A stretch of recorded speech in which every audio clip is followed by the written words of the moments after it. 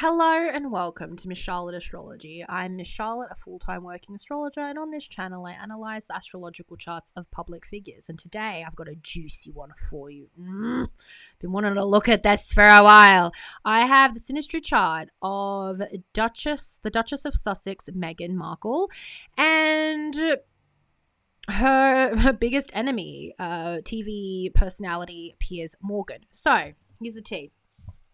Meghan Markle was in London in 2014, 2015, and she was looking around to maybe grow her network. She's a Libra moon. She found an opportunity to have a bit of a drink, a networking drink with one of the most powerful people in media, Piers Morgan.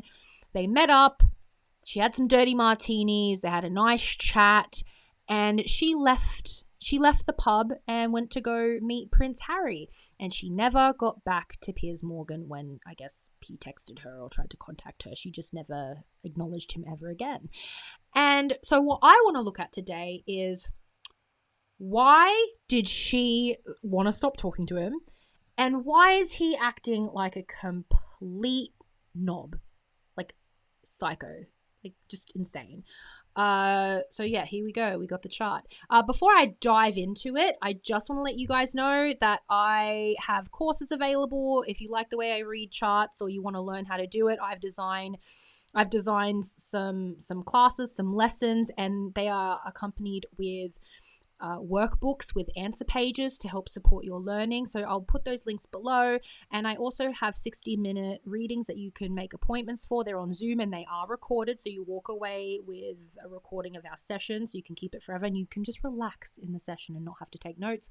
But if you can't make that, I've got 20-minute recorded readings and they are emailed to you. You don't need to meet up with me for those. And I also have some, if you just would like to support me, I've got some links below where you can tip me or give a donation, and that is through my PayPal or buy me a coffee. So if you'd like to support me, that's the best way to do it. And if not, that's okay. If you can make a comment, like, subscribe, I am so grateful for that. I really appreciate you guys. I can't do it without you. Okay, so let's have a look at this chart. I don't have Piers Morgan's birth time. It would tell me a lot more, but I can see enough. I can tell you what their chemistry is like. Let's talk about it, shall we? Okay. Oh my gosh. The biggest thing in this chart is this conjunction here. Meghan is in the blue and Piers is in the red. So Venus is beauty. It's one of the feminine planets. It's your values. It's your love language. It's a pretty planet, right?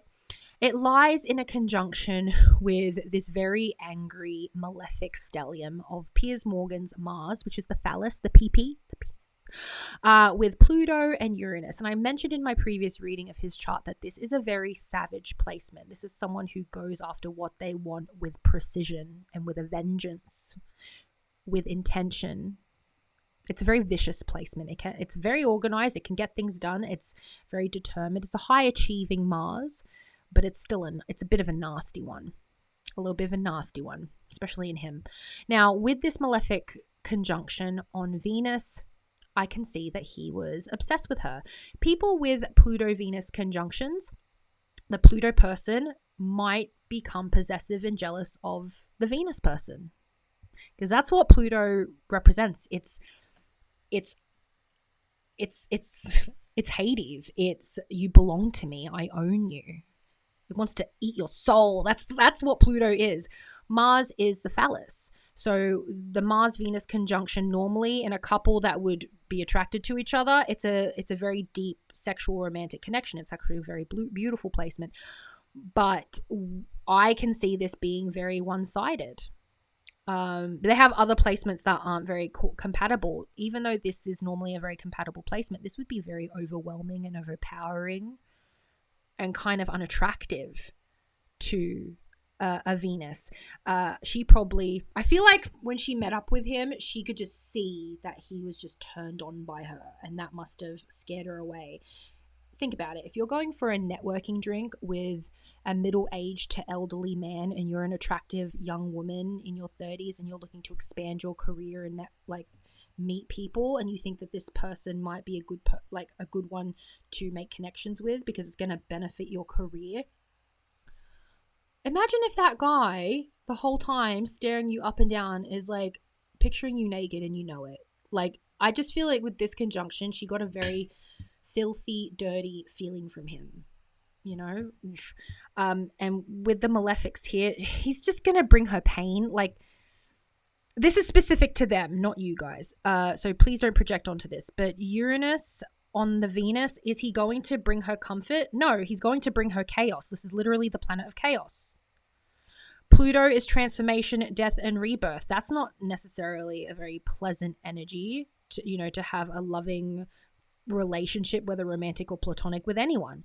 And Mars on the Venus, that is sexual attraction straight up. But look at her poor little Venus. It's just like scared. It's like cornered. She's like, get away from me. But she's pleasant enough. She's a Libra moon. She knows how to bend and twist and be polite and turn into the thing that other people want her to be. And I'm sure she palmed him off very politely and was very respectful because that's who she is. She's not an impolite person. She has manners. But yeah, he was obsessed with her, and he still is, and he's still really shook by the fact that she didn't need him and she didn't want to deal with him. I bet she was just disgusted the whole time she was on that date with her. Other things that I've noticed here is that his Aries placements are all up on her midheaven. Had she been interested in him in any way, had she cooperated, had they made a genuine connection, he could have helped her career. I think she even knew that. I think she linked up with him because he's a very famous person in the United Kingdom. Maybe she wanted to work there one day.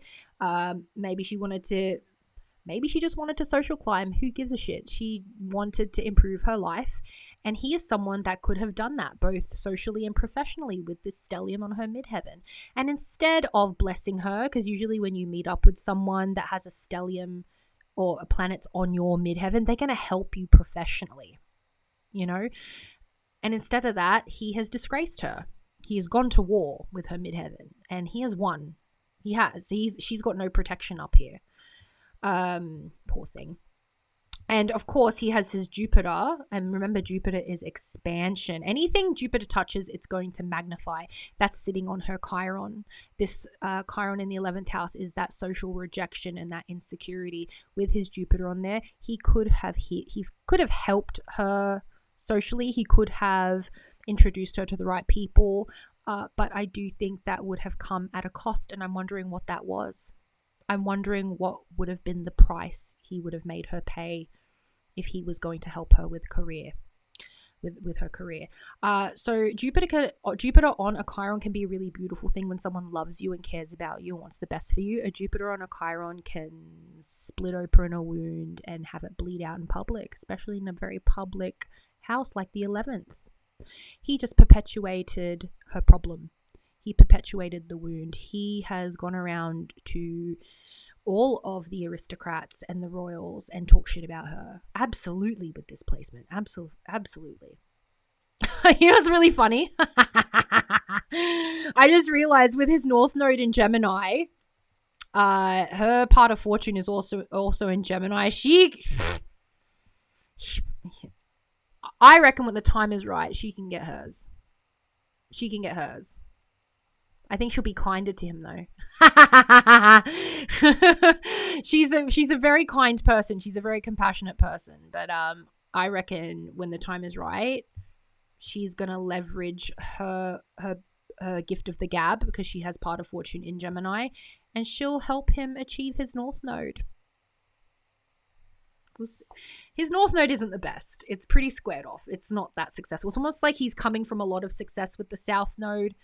The South Node in Sagittarius. He came from a big, broad career in publishing. Sagittarius does govern publishing and international travel. And then as he gets older and he goes into his North Node, it's something more local.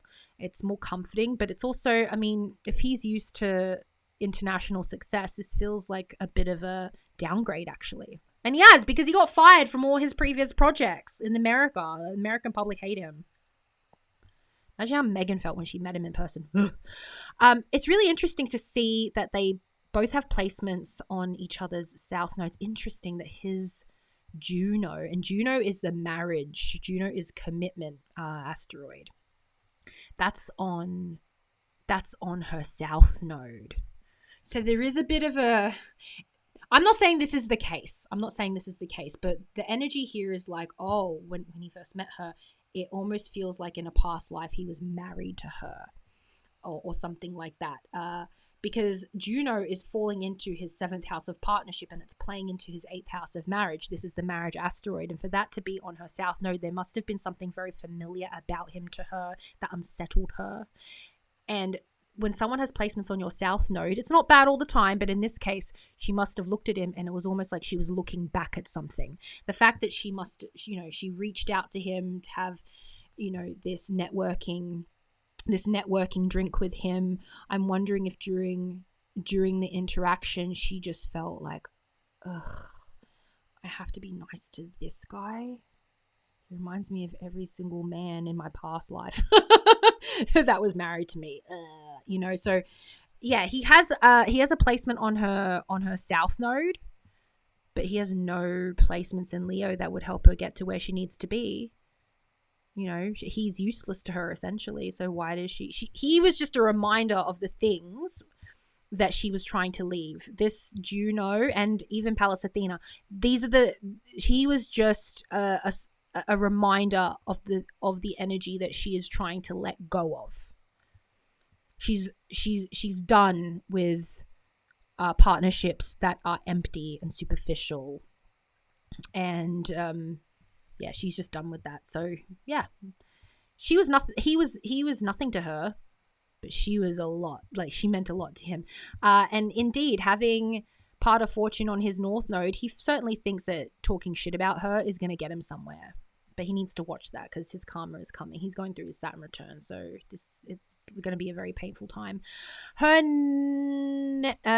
Neptune is on his south node as well. So Neptune governs secret enemies. It's a lack of boundaries. It's very spiritual. It's not as personal as, say, like Moon, Venus, like a personal placement. This is a generational placement, and that could indicate some kind of cosmic connection. It is the planet that governs nefarious behaviors. So with this, I feel like he might have felt like he doesn't have to have a boundary with her. He doesn't have to respect her, potentially. And certainly doing the dirty on her is going to bring him international acclaim and success and help him get back into his south node in Sagittarius, which was immensely successful. Dirty. It's a dirty placement. Yeah, and then he's got his moon, Saturn, Chiron playing into her 9th house of international of international travel. She did meet him on a summer trip, so I'm not surprised there. With that placement, they emotionally connected through, they didn't emotionally connect. They connected through her 9th house of overseas travel, vacations, things like that. So, but there's nothing keeping her here with him. It's a revolving door. Bye. Yeah, I wish I had his birth time because I would really love to know where her Mars lies, but it's in a trine with his placements. I mean, that could indicate, again, like a sexual connection, but it can also indicate that he makes her angry. Trines don't necessarily indicate something positive all the time, especially if it's a water trine, because it can get out of control. It can flood. Something that comes easy isn't necessarily good all the time. But there is definitely like a sexual...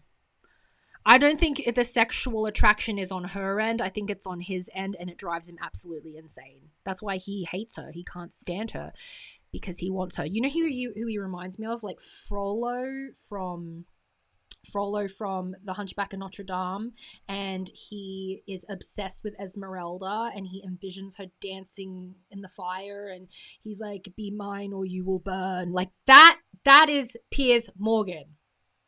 He's Frollo and she's Esmeralda, and he's all sick and twisted for her and pissed off with her because he was with a fucker and he can't.